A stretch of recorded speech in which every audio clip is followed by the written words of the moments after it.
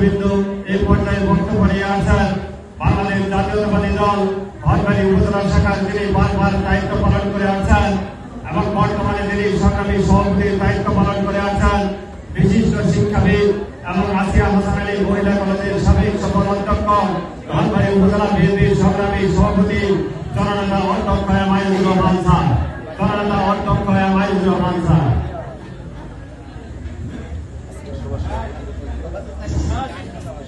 বিসমিল্লাহিররহমানিররহিম। স্বাধীনতার মহান ঘোষক বাংলাদেশ জাতীয়তাবাদী দলের প্রতিষ্ঠাতা চেয়ারম্যান, বহুদলীয় গণতন্ত্রের প্রবক্তা শহীদ প্রেসিডেন্ট জিয়াউর রহমানের ৪৫তম শাহাদত বার্ষিকী উদযাপন উপলক্ষে আজকে এই অনুষ্ঠানে ধনবাড়ী উপজেলা এবং পৌর শাখায় আয়োজিত ধনবাড়ী বিএনপি কার্যালয়ে উপস্থিত গণপ্রজাতন্ত্রী বাংলাদেশ সরকারের মাননীয় মন্ত্রী, ধনবাড়ী উপজেলাকে তিনি প্রতিষ্ঠা করেছেন।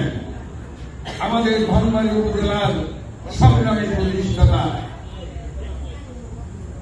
আমরা, আপনারা সকলে মিলে 25 বছর, অন্যদিকে হিসাব করে 45 বছর পরিশ্রম করে যাকে আপনারা টাঙ্গাইল 1 ধনবাড়ী মধুপুর আসন থেকে এমপি নির্বাচিত করেছেন, আমাদের সেই প্রিয় নেতা আজকের অনুষ্ঠানের প্রধান অতিথি আলহাজ ফকির মাহবুব আনাম স্বপন সাহেব।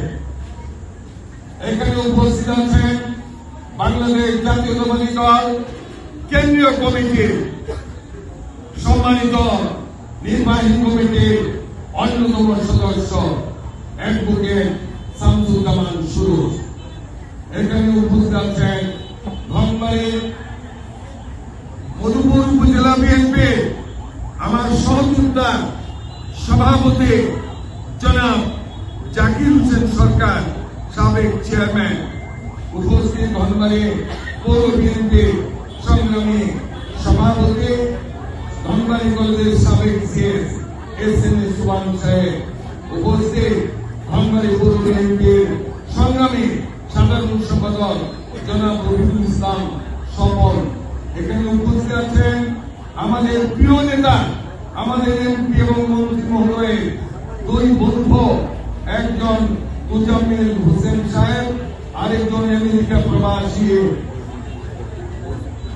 রফিকুল ইসলাম। আর আজকে আরেকজন ভদ্রলোক তার সাথে আসছেন, যদি তিনি ইন্তেকাল না করতেন, মোশাররফ ভাই। দুঃখের বিষয় আজকের এই সুখের দিনে মোশাররফ ভাই আসতে পারেন না। এখানে উপস্থিত আছেন বাংলাদেশ জাতীয়তাবাদী দলের উপজেলা শাখা, পৌর শাখা, বিভিন্ন নেতৃবৃন্দ, ইউনিয়ন শাখা, ওয়ার্ড শাখা নেতৃবৃন্দ, বিভিন্ন অঙ্গ সহযোগী সংগঠনের নেতৃবৃন্দ, উপস্থিত ভাইরা বোনেরা, আসসালামু আলাইকুম। আমাদের আজকে যার ৪৫তম শাহাদত বার্ষিকী পালন করছে, তিনি বাংলাদেশ জাতীয়তাবাদী দল প্রতিষ্ঠা করে গেছেন। বাংলাদেশ জাতীয়তাবাদী দলের প্রতিষ্ঠাতা চেয়ারম্যান শহীদ রাষ্ট্রপতি জিয়াউর রহমান। তিনি বাংলাদেশের বিভিন্ন ক্রান্তিকালে তিনি এখানে দায়িত্ব পালন করেছেন। আপনারা জানেন 1971 সনে যখন মুক্তিযুদ্ধ করার প্রয়োজন দেখা দিয়েছিল, শুধুমাত্র বাঁশের লাঠি দিয়ে মুক্তিযুদ্ধ করে বিজয় অর্জন করা কঠিন ছিল। ঠিক সেই সময় নিজের জীবনকে বাজি রেখে সেনা ক্যাম্প থেকে বেরিয়ে এসে চট্টগ্রাম কালুরঘাট বেতার কেন্দ্রে প্রবেশ করে যিনি বাংলাদেশের স্বাধীনতার ঘোষণা দিয়েছিলেন, আমাদের আজকের শহীদ প্রেসিডেন্ট জিয়াউর রহমান। জিয়াউর রহমান পরবর্তীতে শুধু আমাদের রাষ্ট্রপতি হন নাই, বাংলাদেশে যখন বাকশাল কায়েম হয়েছিল, এক দল এক দেশ কার যেন বাংলাদেশ। কিন্তু শহীদ প্রেসিডেন্ট জিয়াউর রহমান উনি তখন শহীদ নন, জীবিত। তিনি বাংলাদেশে সাহসিকতা নিয়ে বহুদলীয় গণতন্ত্র প্রতিষ্ঠা করেছিলেন। জিয়াউর রহমান বেশি দিন ক্ষমতায় ছিলেন না, আমার মনে হয় মাত্র 3.5 বছর তিনি রাষ্ট্রীয় ক্ষমতায় ছিলেন। কিন্তু বাংলাদেশে শত শত বছর ব্যাপী তাকে মানুষ স্মরণ করবে। আজকে বাংলাদেশ জাতীয়তাবাদী দল ক্ষমতায় এসেছে, জনগণ ভোট দিয়ে নির্বাচিত করেছে। এই নির্বাচনটি হয়েছে আমাদের বাংলাদেশের মানুষ জিয়াউর রহমানকে অত্যন্ত ভালোবাসেন। জিয়াউর রহমানের দিকে মানুষ তাকিয়ে থাকেন, তার দলকেই বারবার ভোট দিয়ে ক্ষমতায় আনেন। জিয়াউর রহমানের প্রিয় সহধর্মিণী ছিলেন বেগম খালেদা জিয়া। তিনি আন্দোলন সংগ্রাম লড়াই করে একটি নির্বাচন আদায় করে তারপর বাংলাদেশের প্রধানমন্ত্রী হয়েছিলেন। আবার যখন এদেশে 17 বছর বা 15 বছর স্বৈরাচার ক্ষমতায় বসে বাংলাদেশকে তছনছ করে দিয়েছিল, তখন এই শহীদ জিয়ার রক্ত যার ধমনীতে, খালেদা জিয়ার রক্ত যার ধমনীতে আমাদের প্রিয় নেতা আজকের প্রধানমন্ত্রী তারেক রহমান, তিনি এদেশেও ছিলেন না, লন্ডনে বসে বাংলাদেশকে সুসংগঠিত করার জন্য এবং জাতীয়তাবাদী দলকে দৃঢ় সুদৃঢ় করার জন্য রাজনৈতিক নেতৃত্ব দিয়েছেন। তাই গত 12 ফেব্রুয়ারির নির্বাচনে বাংলাদেশ জাতীয়তাবাদী দল আমাদের প্রিয় নেতা তারেক রহমানের নেতৃত্বে আবারও রাষ্ট্রীয় ক্ষমতায় এসেছে। আমাদের সব সময় স্মরণ রাখতে হবে শহীদ প্রেসিডেন্ট জিয়াউর রহমানকে। জিয়াউর রহমান যখন রাষ্ট্রপতি, তখন তিনি চট্টগ্রাম গিয়েছিলেন রাষ্ট্রীয় কাজে। গভীর রাতে একদল ষড়যন্ত্রকারী উচ্চাভিলাষী সৈনিক তারা হঠাৎ তার উপর গুলিবর্ষণ শুরু করে। গভীর রাতে তাকে হত্যা করা হয়, তিনি শহীদ হয়ে যান। কিন্তু একটি জিনিস আমরা দেখেছি, সেদিন জিয়াউর রহমান শহীদ হওয়ার পরে বাংলাদেশের মানুষ তাকে কি পরিমাণ ভালোবেসেছে। জিয়াউর রহমানকে কোথায় কবর দেওয়া হয়েছিল সেটা খুঁজে পেতেও সময় লেগেছে 2-3 দিন। রাঙ্গুনিয়া, চট্টগ্রামের সেখানে তাকে কবর দেওয়া হয়েছিল।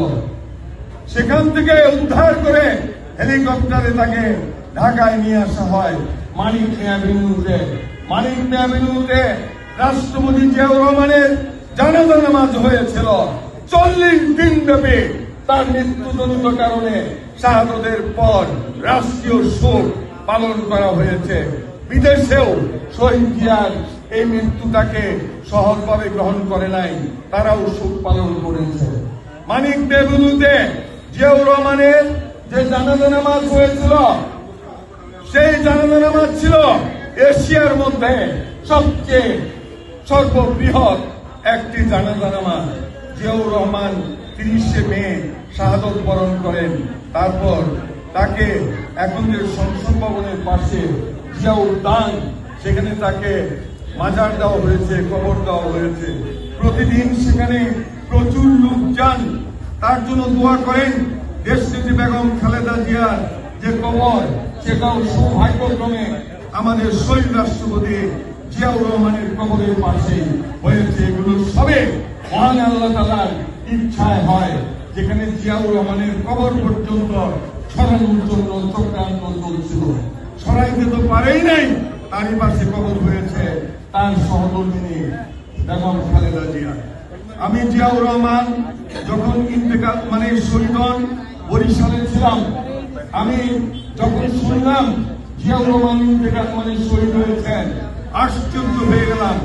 আর একটা জিনিস ভাবলাম, শহীদ হতেই পারে, কারণ তিনি যেভাবে পরিশ্রম করে যাচ্ছিলেন, নিজে কুদাল ধরে খাল খনন কর্মসূচি তিনি পালন করেছেন। খাল শুধু লোক দেখানোর জন্য তিনি কূপ দেন নাই, বিরাট ভাবে কূপ দিয়ে ওই পাত্র ভরে মাটি মাথায় নিয়ে উনি ফেলে দিয়েছেন। যাই হোক, জিয়াউর রহমান সম্পর্কে বলতে গেলে অনেক বলতে হবে। উনি যখন পাকিস্তান সেনাবাহিনীতে ছিলেন তখন খামখেরাম সেক্টরে পাক ভারত যুদ্ধ হয়েছিল, সেখানেও তিনি বীরত্বের সঙ্গে যুদ্ধ করেছিলেন। যেখানে জিয়াউর রহমান গিয়েছেন সেখানে বিজয় অর্জন করেছেন। ৭১-এ তার বিজয়ের মধ্য দিয়ে বাংলাদেশ স্বাধীনতা লাভ করে ৭১-এর স্বাধীনতা ঘোষণা করে তিনি বাসায় ফিরে যান নাই। তিনি জেড ফোর্স গঠন করে জেড ফোর্সের মাধ্যমে বাংলাদেশের পথে প্রান্তরে নদীর ঘাটে মাঠে তিনি ঘুরে বেরিয়েছেন এবং পাক হানাদার বাহিনীর বিরুদ্ধে যুদ্ধ করেছেন। রাষ্ট্রীয় ক্ষমতায় যখন তিনি রাষ্ট্রপতি, তখন তিনি ইংরেজিতে একটা কথা বলেছিলেন, আমার স্পষ্ট মনে আছে। তিনি বলেছিলেন, I shall make politics difficult. এই কথাটার একটা বিরাট অর্থ আছে। শহীদ রাষ্ট্রপতি জিয়াউর রহমানের আগে যারা রাজনীতি করতেন তারা ঢাকা কেন্দ্রে, শহর কেন্দ্রে রাজনীতি করতেন। আর জিয়াউর রহমান একমাত্র রাষ্ট্রপতি যিনি গ্রামে গঞ্জে হাটে বাজারে খালে ধারে তিনি রাজনীতি করেছেন। তিনি বলেছেন ভবিষ্যতে রাজনীতি করবে তাদেরকে গ্রামে আসতে হবে, এটা হবে তাদের জন্য একটা কঠিন রাজনীতি। তাই তিনি বলেছিলেন, I shall make politics difficult. আমি যারা অলস তাদের জন্য কঠিন রাজনীতি তৈরি করে গেলাম। আজকে শহীদ জিয়ার যে আদর্শ সেটা আমরা অনুসরণ করি, বাংলাদেশ জাতীয়তাবাদী দল অনুসরণ করেন। এ কারণেই আমাদের বর্তমান প্রধানমন্ত্রী জনাব তারেক রহমান আমাদের মন্ত্রী পরিষদের সদস্যদের, মাননীয় জাতীয় সংসদ সদস্যদের, সরকারি কর্মকর্তাদের সবসময় বলে থাকেন গ্রামগঞ্জের মানুষের সেবা করার জন্য। আজকে এমপি মন্ত্রীরা ঘুমাতে পারেন না। আমাদের মন্ত্রী মহোদয় ভোরবেলা ঘুম থেকে ওঠেন এবং ভোরবেলা অফিসে চলে যান, খাওয়ার সময়ও তিনি খুঁজে পান না। এটাই হলো শহীদ রাষ্ট্রপতি জিয়াউর রহমানের রাজনীতি। জনগণের জন্য নিজেকে উৎসর্গ করাই হলো শহীদ জিয়ার রাজনীতি। শহীদ জিয়াউর রহমান মক্কা শরীফে গিয়েছিলেন, সেখানে উপহার দিয়েছিলেন নিম গাছ, এবং আজকেও সেই নিম গাছগুলো আছে, বিশাল মোটা মোটা নিম গাছ, যেগুলো নিম গাছ বলে না সৌদি আরবের মানুষ, তারা বলে জিয়া ট্রি, জিয়া গাছ। তো জিয়া যদিও শহীদ হয়েছেন, তিনি মারা যান নাই। আর যারা শহীদ তাদেরকে তোমরা কেউ মৃত বলো না, তারা অমর। শহীদ জিয়াউর রহমান যুগ যুগ বেঁচে থাকবেন। তার আদর্শকে আমরা আঁকড়ে ধরে থেকে রাজনীতি করব। ইনশাল্লাহ আমরা বারবার ক্ষমতায় আসবো এবং দেশে সেবা করবো ইনশাল্লাহ। আমি আর বিশেষ কিছু বলতে চাই না, কারণ সময় তেমন একটা নেই। তার উপর বলতে গেলে অনেক কিছু বলার আছে। তার জন্ম হয়েছিল বগুড়ার বাগবাড়ি গ্রামে 1936 সালে। তিনি ছোট সময় থেকে মেধাবী ছিলেন, সৎ ছিলেন, নম্র ছিলেন, ভদ্র ছিলেন। জাতীয় সংসদ এখানে যখন তিনি যান, তখন মহান সংবিধানে তিনি সাহস করে শত বিরোধীদের মধ্যেও তিনি বিসমিল্লাহির রহমানির রহিম প্রতিস্থাপন করে গেছেন। যারা বিরোধিতা করেছে এখন তাদের মুক্ত করে শুনে তাদেরকে বলতে হয় বিসমিল্লাহির রহমানির রহিম। শহীদ জিয়া অমর হোক। সকলকে ধন্যবাদ। আসসালামু আলাইকুম।